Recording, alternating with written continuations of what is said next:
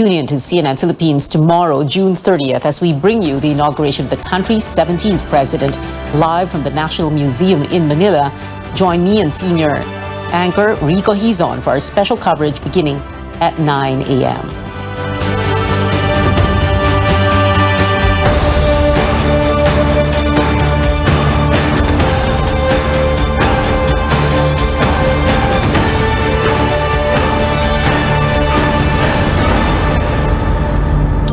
A big sigh of relief for President-elect Bongbong Marcos following the Supreme Court's move to junk petitions challenging his candidacy. The High Court, in a unanimous decision, says, quote, Marcos is qualified to run and be elected to public office, unquote.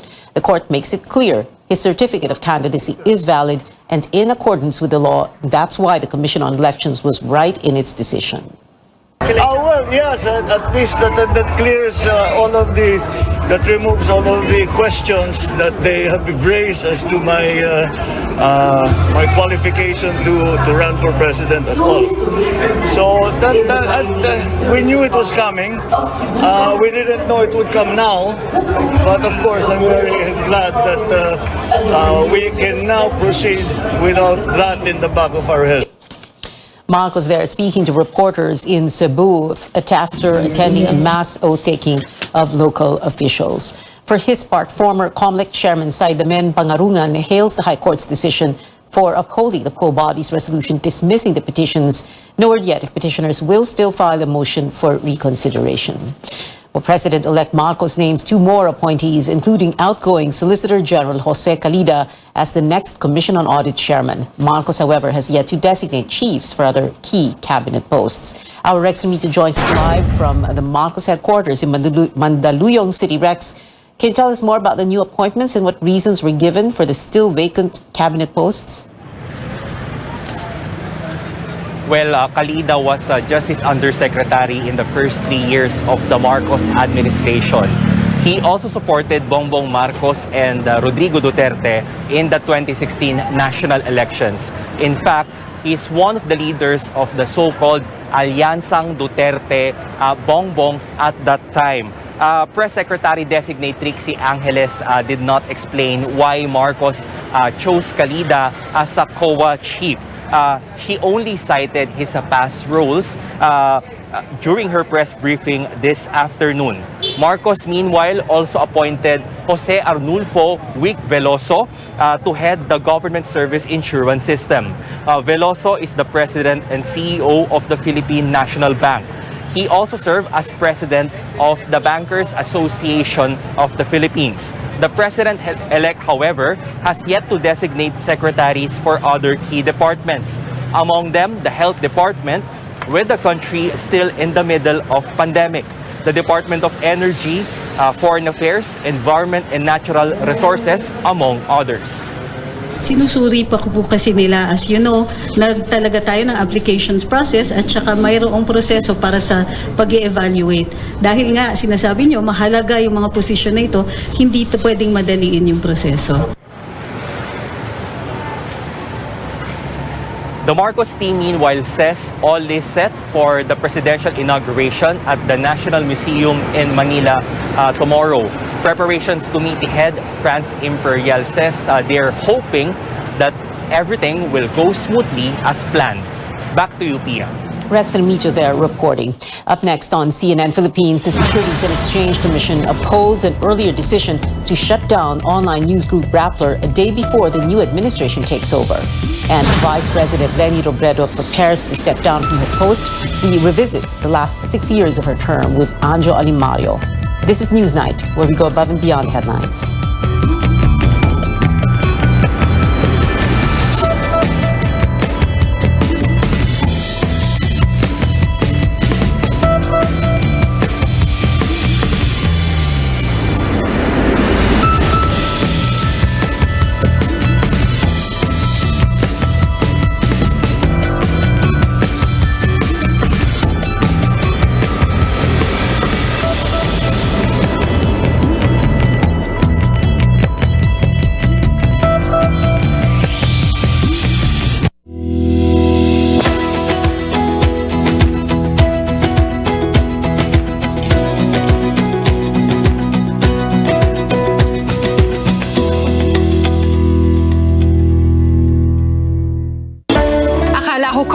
universe was the ultimate.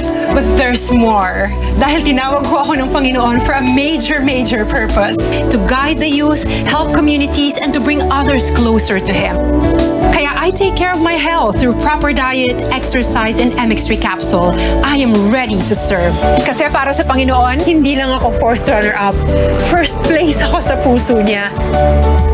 Mahalagang paalala, ang MX3 capsule ay hindi gamot at hindi dapat gamiting panggamot sa anumang uri ng sakit. Sa dami ng taong nakalipas, salamat dahil hindi niyo kami iniwan.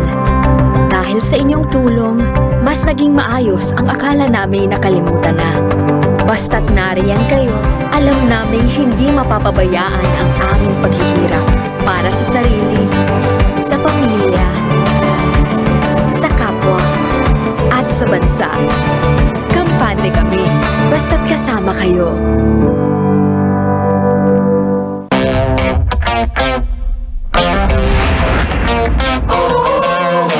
Eyes on me everywhere, but I still take the dare. My game is always fair. I will always be impossible to beat. I will explore the comfort more, 'cause I'm a boomerang, I'm a boomerang, I'm a boomerang, I'm a boomerang. Beyond bringing power to all, we're taking steps to produce and deliver Earth-friendly energy today and for our children's tomorrow. Powering the good life. Meralco.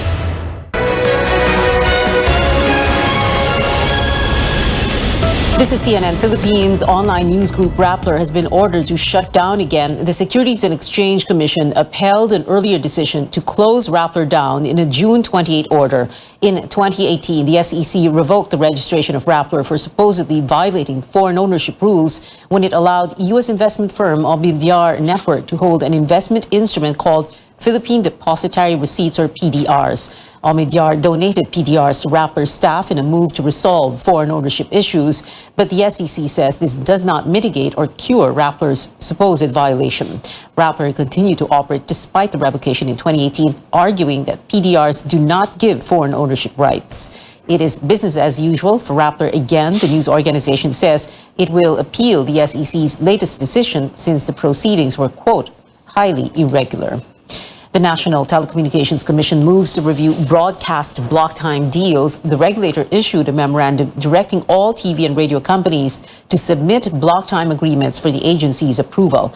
Under the order, block time content should not be more than half of the station's daily airtime broadcast. The Kapisanan ng mga Broadcaster ng Pilipinas, or KBP, opposed the order, saying the NTC has no jurisdiction over broadcast content. KBP plans to present its position in the NTC hearing scheduled for July 11th. Embattled media giant ABS-CBN has entered into block time agreements with other networks after it failed to have its franchise renewed by Congress in 2020. Now, these stations include TV5 and Zoe Broadcasting Network, which has since rebranded to A2Z. In other news, outgoing Agriculture Secretary William Dar says he will not relieve the 4 DA officials allegedly involved in a vegetable smuggling scheme. The officials are Agriculture Undersecretary Ariel Cayanan, Eduardo Gongona of the Fisheries Bureau, and George Culaste and Arnie Rojas of the Plant Industry Bureau. The 4 have denied the accusations.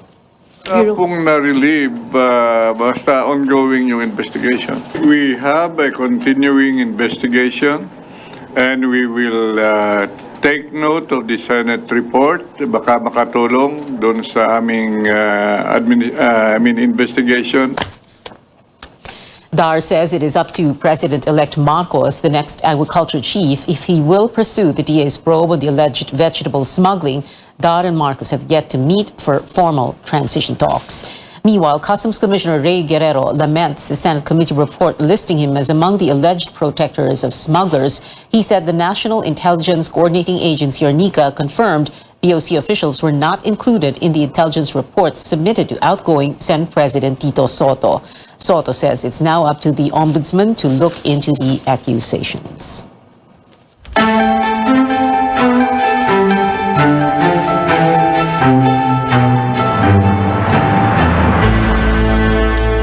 Organizers say the inauguration of President-elect Bongbong Marcos will be simple, solemn, and traditional. But what rituals should we expect tomorrow? AC Nichols gives us a look. Magiging makatarungan sa bawat tao. At itatalaga ang aking sarili At tatalaga sa aking sarili sa paglilingkod sa bansa. sa paglilingkod sa bansa. Kasihan nawa ako ng Diyos. Kasi hanawa ko ng Diyos. Congratulations. Maraming salamat po. Change comes in the country on the last day of June every 6 years. It marks a much-awaited political transition to a new president. It tells you that your country has a stable democracy. The highest official in the land is sworn into office by noontime. But before this happens, the public will witness a number of traditions to show peaceful handover of power. The president-elect pays a courtesy call in Malacanang. He signs the palace guest book as the outgoing president's final guest. The two are seen descending Malacanang's main staircase before heading off to the inauguration venue. Dahil yung Malacanang is not just the building, no? It's also the office of the presidency. So yung pagalis nung outgoing president doon also signifies na he is peacefully vacating the palace so that the new one can occupy it. The outgoing president reviews the troops one last time. A final goodbye as he reverts to civilian life. On to the inauguration proper. Ang mamatay ng dahil sa'yo. It begins with the national anthem followed by a prayer. Here we have chosen. The Senate president then reads the results of the elections, proclaiming the elected president and vice president. As the new president takes his oath, he lays his left hand on a Bible, reflecting the country's majority Christian faith. A specific Bible typically holds personal significance to the president. In 2016, Duterte swore on a Bible owned by his mother, Soledad. Gloria Macapagal Arroyo used the same Bible her father did when he took his oath in 1961, while Ferdinand Edralin Marcos used two Bibles owned by his parents.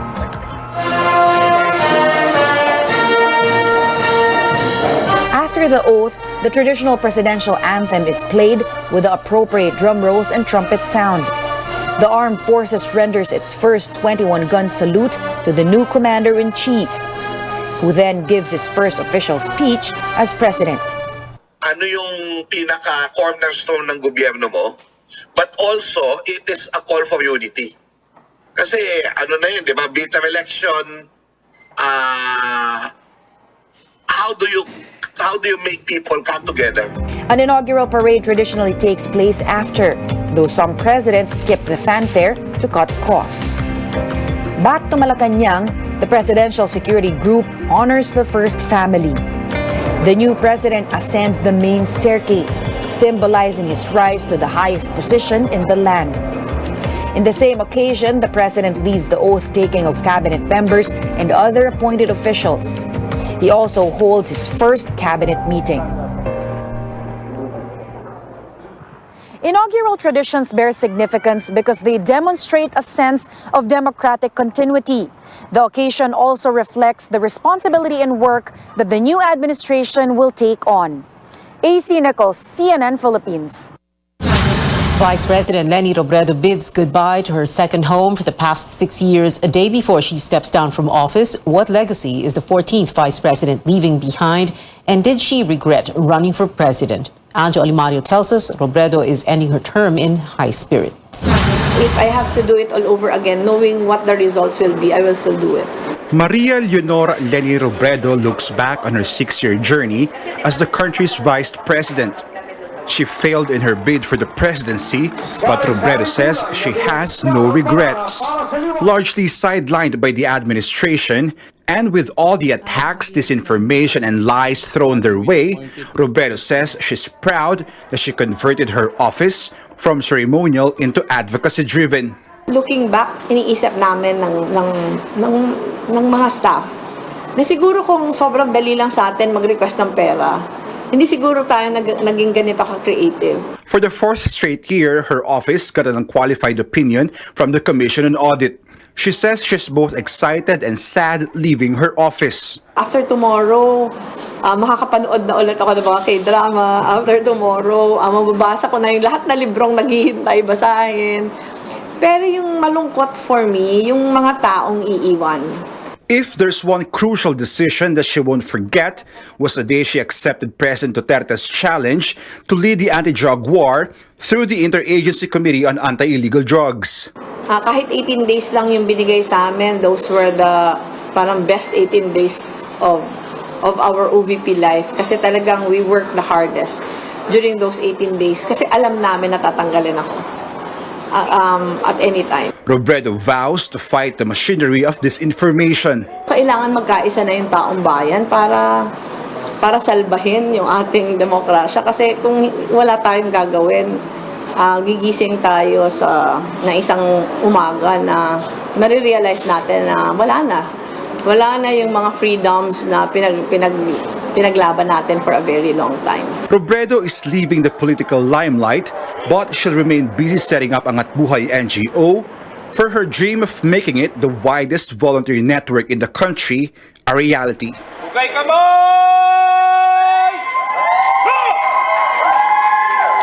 Anjali Marios, CNN Philippines. The Duterte administration makes a last-minute move to provide relief for poor Filipinos. Officials have begun the distribution of the 500 peso monthly subsidy to cushion the impact of rising prices. The Social Welfare Department says 1.2 million people have received 2 months' worth of aid, or 1,000 pesos each. Around 12.4 million households will benefit from the 6-month program. The local currency plunges to the 55 peso mark. The peso closed at 55 pesos and 6 centavos against the dollar today. That is the weakest since 2005. The lowest the peso has ever been was at 56 pesos and 44 centavos in October 2004. Coming up on Newsnight, pole vault sensation EJ Obiena establishes a new season best on his first meet since recovering from COVID-19. Plus, the Philippines gets ahead in Miss Supranational Talent Competition with Alison Black entering the top 6. Find out more after the break.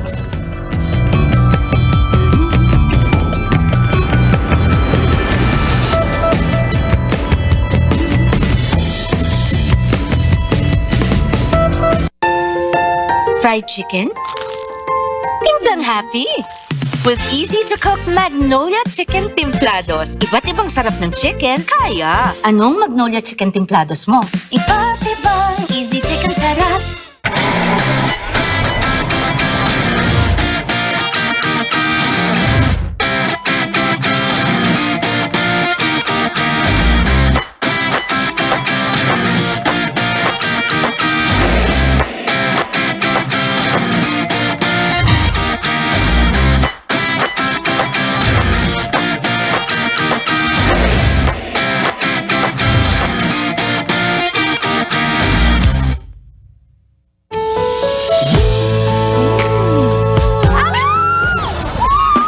Making life sweet is easy dahil 35 pesos SRP lang ang San Miguel flavored beer.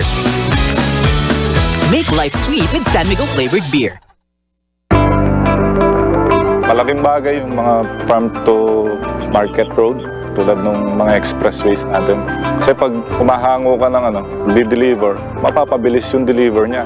Konti yung expenses, makakatipid. Kami, isda yung business namin. Kailangan namin yung expressway para on time yung deliver sa market ng product namin.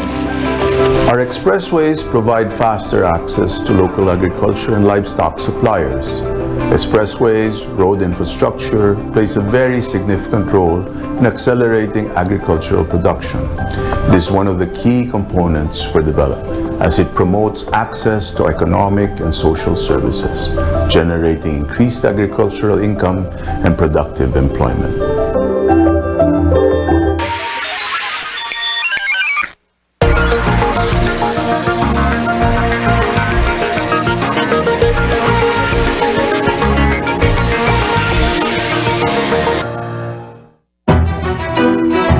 Bataan, a province accessible from Metro Manila via the Skyway Stage 3, speaks of our rich culture and diverse history.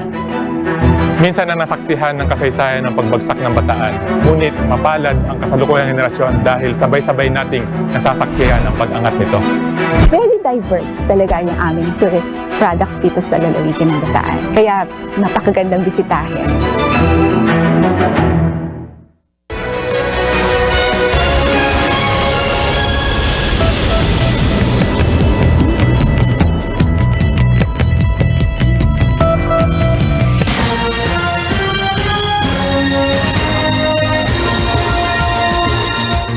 Breaking news at this hour, the LTFRB grants the provisional fare hike for jeepneys across the country, raising the minimum to 11 pesos. The order will take effect a day after publication in a newspaper of general circulation. Transport groups who filed the petition say the increase is urgent amid rising fuel prices. Now moving on to sports news, taking another golden leap is Pinoy pole vaulter EJ Obiena, who topped the Täby pole vault gala in Sweden on Tuesday. The athlete cleared 5.92 meters, setting a new season best right after recovering from COVID-19. Obiena will next compete in the Stockholm Diamond League on Friday. On the basketball court, how will Gilas Pilipinas measure up against New Zealand in tomorrow's FIBA World Cup Asian qualifiers? Gilas' head coach told CNN Philippine Sports Desk about how we're likely to see Dave Ildefonso in the match after his injury and which players are stepping up amid some notable absences. He wanted to come with us and we welcomed him in the team just to be with the team. Maybe we will be able to get some minutes off him, but at the moment, his injury is about the same as it was before the Korean trip. Gio Chu has made, really big improvements in last month. The fact that Ange got injured right before the Korean trip, really put pressure on Gio. He would come in for limited amount of minutes, and he was put in a hot seat to going to play against Ratcliffe and Kim, two genuinely hard international players for Korea, and he's done extremely well. Gilas lost its last match against the Tall Blacks last February 27th in the previous window of the World Cup qualifiers. Now on U.S. television, the Muppets are promoting vaccination against COVID-19 for young kids. The non-profit educational group behind Sesame Street released a video where Elmo, who's aged 3.5, gets inoculated. Moderna and Pfizer vaccines got emergency use approval in the U.S. this month for those at least 6 months old. In the Philippines, some COVID-19 doses have been approved for kids as young as 5 years old. And moving on to the beauty pageant scene, the Philippine bet Alison Black is in the top 6 of the Miss Supranational Talent Competition. Also on the list, Miss India, Miss Indonesia, Miss Jamaica, Miss Japan, and Miss Mexico. These contestants are set to perform at the pageant's Night of Fashion and Culture for Ukraine this Saturday in Poland. Black, who is also a professional dancer, performed a ballet piece for her talent entry. Miss Supranational 2022 will be crowned on July 15th. And that is it for now. Join me again on news.ph at 7 p.m. and on Politics as usual at 8. I'm Pia Ontiveros for Newsnight, where we go above and beyond the headlines.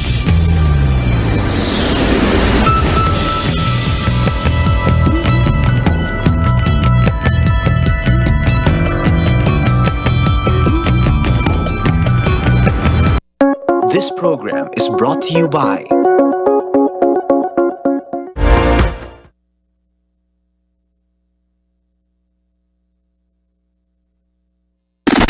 YKB Radio Roundup.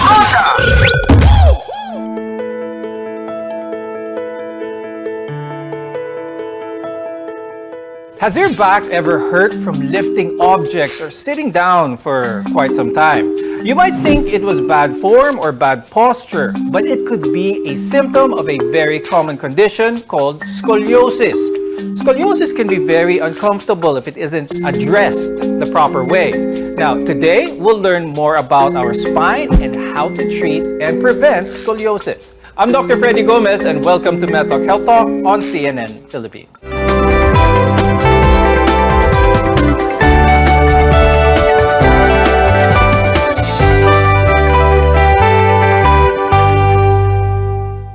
Affecting Affecting both young and old, scoliosis is a condition that causes your spine to form an abnormal curvature up to a certain amount of degrees. Now, to help us understand scoliosis better, with us is Dr. Larry Acuña. He is the head of the spine section at the Medical City. And we also have Dr. Jericho de la Cruz, who's a rehabilitation medicine specialist from the Asian Hospital and Medical Center, as well as the Medical City. Now, start first with Dr. Larry. Dr. Larry, let's talk about the normal spine for a second here, because a lot of people have this misconception that our spine needs to be perfectly straight. Describe for us what a normal spine should look like. It should be straight up to 10 degrees. So below 10 degrees is normal. And in the sagittal view, or on the if you look at them on the side view, there's a certain curve of the neck, the thoracic, and the lumbar, which usually like an S shape, and the lateral view. Now let's talk about what scoliosis is. Dr. Larry, could you talk about what happens when someone has scoliosis? So if you have yung scoliosis, to define it, is a lateral deviation more than 10 degrees. And it depends on the amount of angulation where treatment is necessary, and also the age. Dr. Jack, I'd like to ask, a lot of our viewers may think about scoliosis and think also if this is synonymous doon sa term ng pagiging kuba. Scoliosis is on when you're looking at the person, yung angulation, pagpaharap, no? So, lateral, side to side, left to right. Yun yung angulation. So, more than 10 degrees, you will consider that as scoliosis. Yung pagiging kuba naman, or pagiging bayukos, it's on the front, paharap. No? So, nakukuba siya. So, it's a different plane in terms of viewing the patient. No? So, it's on front to back angulation of the spine. So it's more on the kyphosis naman ang tawag doon. Now, Dr. Larry, earlier you mentioned that it normally happens at a certain age. Let's talk about that. Ang scoliosis na nangyayari sa pagkabata, ito ba ay isang condition that is namamana? Napapasa ba ito from the parents to the child? And kapag nangyari ito sa isang bata, what are some of the reasons why this should be addressed? Yung scoliosis, only 10% of the time namamana siya. Kaya sinasabi namin na idiopathic because it really don't know what's the reason behind it. But most of the scientists now would tell us that it's multifactorial. So in most of the studies, the 10% lang yung cause na namamana. But sometimes we usually ask relatives kung meron sila o hindi. Now, pag-usapan natin yung scoliosis sa mga adults, Dr. Jack. Is it possible that scoliosis could be acquired by an adult when they didn't have it nung pagkabata sila? So acquiring it in the adult period, medyo hindi nangyayari, no? Unless you have a different problem with the spine, no? Like for example, a fracture in the vertebral body. So kung nag-fracture yun, bumagsak, and then your spine started to curve towards the right or the left, then that could be considered scoliosis, no? Pero usually scoliosis is acquired during childhood, no, especially during the time na lumalaki ka. No, once you have your skeletal maturity, medyo hindi na gumagalaw ang spine natin. Let's talk about now the symptoms, some of the symptoms that may point towards a diagnosis of scoliosis. Dr. Larry, could you talk about kung anong mararamdaman ng isang taong merong significant deviation, more than 10 degrees, either to the left or to the right? What type of movements are impaired because of this? Yeah, for young patients, they don't have symptoms actually. You can only notice them with the kind of deformity like meron silang shoulder imbalance. Tapos pag pinatayo mo sila, yung arm trunk distance, yung sa may axilla, sa may kilikili, uneven yon. And then pagka pinag-bed mo sila, mas elevated yung isang rib area. So that's we call it rib hump. For those who discover that they have scoliosis later on in life, they've had it most likely since their childhood days, is it possible that it will progress to more, kumbaga yung deviation nila will become even worse, will increase in the amount of degrees if it is not addressed? So, sa adult, pagka late mo na siya nakita, no, anything less than 30, most probably it won't progress anymore. No? Pero if your angulation is more than the 30 degree, medyo may possibility siya na mag-progress. But if your spine is healthy, there's no problem, like what I said kanina, kung hindi ka magkakaroon ng injury to the spine, and then the possibility of increasing the angulation of the spine is very minimal. Dr. Jack, I'd like to ask also, what are some of the tests that a person should take in order to get a proper diagnosis for scoliosis? Sa child, no, usually we will ask for X-ray of the spine, and then most probably a scoliotic series to see if it's reducible, no? So several X-ray films to see if the spine is, how do you say it, sumusunod, no? Sumusunod or nagre-reduce yung angulation. Sometimes if you're worried that there is something else that's causing the angulation of the spine, you may ask for an MRI or a CT scan. Coming up, we'll discuss some possible outcomes if scoliosis is not addressed properly. Only here on MedTalk Health Talk. We'll be right back.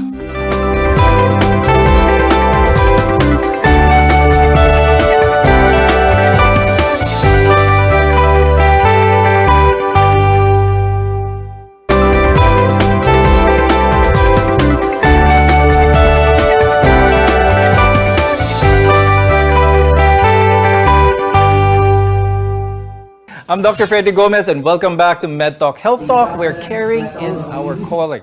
Well, scoliosis can occur in people with conditions such as cerebral palsy and muscular dystrophy. The cause of most childhood scoliosis is idiopathic or unknown. Now, let's talk about some possible reasons or misconceptions about the causes for scoliosis. Now, Dr. Jack, when it comes to children having scoliosis, I'm sure a lot of parents are wary, especially yung mga pumapasok sa school, mabigat ang backpack, maraming libro, maraming dala. Could this be a cause for scoliosis? Walang one particular reason with regards to the cause of the scoliosis. Now, when posture is involved, you might think of the spine as a tree, para siyang puno. So when you start pulling the tree to one side, it will curve that way. So, especially on the child on the growing years, kasi may mga times tayo nag-growth spurt, no? So, during childhood, nung mas bata tayo, and during the adolescent years. So, once you start having this bad posture, the tendency of the spine is to curve towards one side of the body, no? So, pakaliwa o pakanan, it depends on the posture of the child. Dr. Larry, when it comes to the degree of angulation, you mentioned a cutoff point where it becomes severe, where surgery is addressed. But what about those na yung angle nila sort of lies between mild to moderate? They have some aesthetic nuances nakikita externally on them. What type of treatment is viable for them?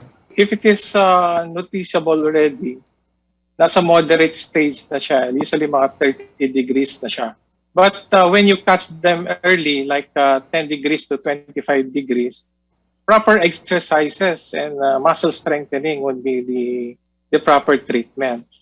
And we give them to rehabilitation medicine so they can prescribe proper exercises and muscle strengthening. For young patients like 10 years old to 14 years old, you have 25 degrees to 40 degrees.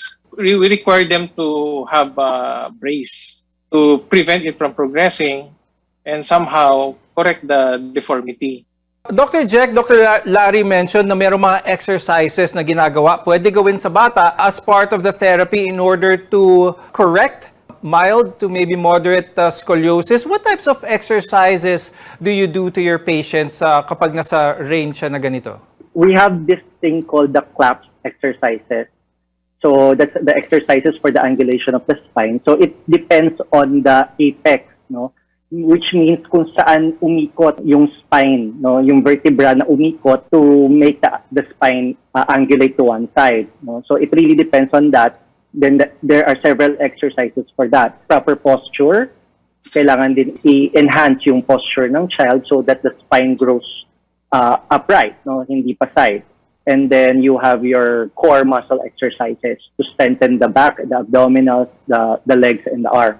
Now, Dr. Larry, I'd like to talk to you about osteoporosis and scoliosis. Is there a connection between the two? Yeah, some of the studies would tell us that mas prone yung scoliotic patients to have osteoporosis. And the other thing is, you have to prevent osteoporosis among patients with scoliosis. Kasi in the adult years, that's the reason why the curve of scoliosis progresses with osteoporosis. So, Dr. Larry, just to make it clear, no, osteoporosis is seen in those people with prior scoliosis, not the other way around. A lot of people might think that scoliosis was caused by their osteoporosis, especially for those in their senior years where osteoporosis is more commonly seen. Now, the osteoporosis is mainly because of the imbalance between intake and egress of calcium in the bone. So the bone quality decreases as you age, and there's an effect of postmenopausal usually among women because of the estrogen effect. It does not, the scoliosis does not cause osteoporosis, but in scoliosis, among patients with scoliosis, there's a high incidence of osteoporosis. Now, Dr. Larry, could you share with us some of the complications that come with scoliosis? Scoliosis per se is not a disease. It is a deformity that when left untreated and became severe, it affects your pulmonary function and will develop restrictive lung disease. Dr. Jack, when it comes to trying to prevent someone from having scoliosis, trying to minimize the progression of this, is there anything that is really viable, or is there something that people can do beforehand in order to prevent scoliosis from happening? So if you're active, you grow muscles, you go in strength, no? Tumitigas yung laman. So you get more muscular, especially if your family has scoliosis, there's the propensity that you will develop scoliosis as well.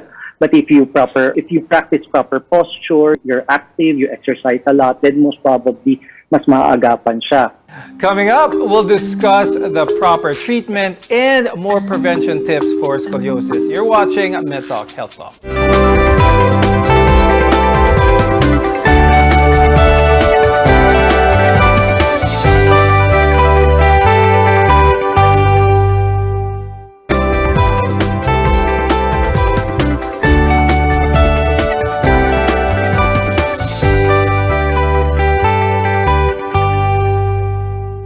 I'm Dr. Freddy Gomez, and this is MedTalk Health Talk on CNN Philippines. Dr. Larry, let's talk about surgical treatment for scoliosis. What is the goal for surgery here? So the goal of surgery is to correct the deformity. Most of the deformities for correction, maximum we be able to correct it 75% of the deformity. Second, it will not progress anymore once able to surgically correct it. And that would prevent the sequela of cardiopulmonary compromise. And the patients will have a better look in life, kasi physically they're good. One of the treatments, especially those with the mild to moderate types of scoliosis, is physical therapy, rehabilitation medicine as well. But a lot of our viewers are also aware of other treatments that they may come across. Now, my question is, can mild, moderate, even severe forms of scoliosis be properly addressed through manual treatment? Yung kumbaga masahe, pupunta sa masahista para i-masahe, para i-manipulate. Is this something that can be effective, or are there some inherent risks with those who are thinking of doing this? Okay, with spinal manipulation, a study says na limited or no improvement in terms of the angulation. Because if you will consider the child is growing, or patangkad siya ng patangkad, and if you do it once or twice, it won't really affect the angulation. No? And manipulating the spine has inherent risk on it. Especially, pwede ka mag-cause ng slip disc, pwede mong maipit yung mga spinal nerves, doon tayo magkakaroon ng problema, and then it can cause other problems other than the angulation. Advice for our viewers here who may think their child or themselves have scoliosis: always get the correct diagnosis from your orthopedic surgeon or from your rehabilitation medicine specialist before you try and do any procedures. Okay, Dr. Jack, could you talk about traction procedures for those who are trying to look for a solution for their scoliosis? And also, could you talk more about the back brace that is prescribed for those with scoliosis? So with regards to the traction, there's two schools of thought. No? Merong nagsasabi it works, may nagsasabi hindi siya nag-work. No? So basically, it cancels each other out. So minsan, kwento namin, kanya-kanyang paniniwala ng doktor. No? It won't cause any harm, but sometimes it doesn't cause any good. With regards to the brace, mas maganda kasi naka-brace. No? It depends on the angulation that you really have to wear this brace 23 hours a day. So in effect, it nagpo-cause ng konting traction ang brace to keep you upright, and it pushes the angulation towards the center. Kasi yung angulation, parang hinihila ka lang pataas. As compared to scoliosis, again, it's left to right curvature. So you have to push you have to push the spine towards the center. So para ka nagta-traction in effect when you're wearing a brace. Dr. Jack, let's also talk about the strength of the muscles, good exercise, being overall active. How does this benefit someone with mild, maybe moderate scoliosis even? So kasi our spine is technically it's the backbone. No? It's called the backbone, and the muscles are attached to the spine. No? So once you start building the muscles, then it has the support. It supports the spine. So hindi siya masyadong gagalaw. If your muscle is very taut, no, matigas siya, or you're very active, tas malakas yung muscles mo, hindi siya masyadong gagalaw. Pantay lang dapat. Thank you very much, Dr. Larry Acuña and Dr. Jericho De La Cruz, for being with us today and sharing your tips as well as your expertise about scoliosis. I'm Dr. Freddy Gomez, and thank you for watching Med Talk Health Talk. We'll see you again next time.